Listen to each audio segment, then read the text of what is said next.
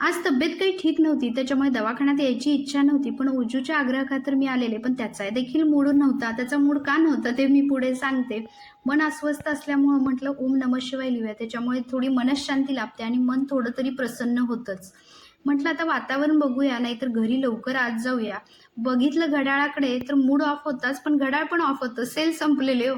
म्हटलं चला आपण जाऊया घरी. ओजसला पाहिजे होतं पतंग किंवा अंगठी, जे दोन्हीही मिळालं नाही. म्हटलं चल तुला काहीतरी किराणा स्टोअरमध्ये घेते मी तुला. तिथं गेल्यावर किराणाचा माल घेतल्यानंतर ओजसला तिथं दिसलं किचेन. म्हटलं चला दुधाची तहान ताकावर भागवूया.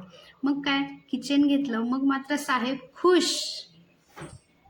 त्याच्यानंतर म्हटलं आता चांगलं काहीतरी झालंय, कुछ मीठा मुंह हो जाय, कुछ मीठा हो जाय, म्हणून मला घेतला शेंगदाण्याचा लाडू आणि ओजसला दिलं चॉकलेट्स. मग काय स्वारी खुश.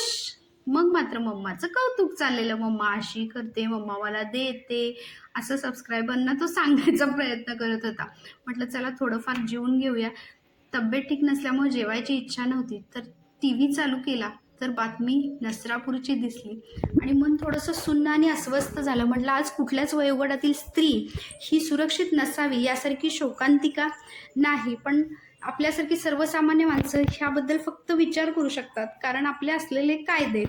आणि म्हटलं चला वाफ घेऊयात, तब्येत तर ठीक नाही आहे आणि लवकर झोपूयात. आज खूप कंटाळा आलेला. बाय, मी झोपायला जातो.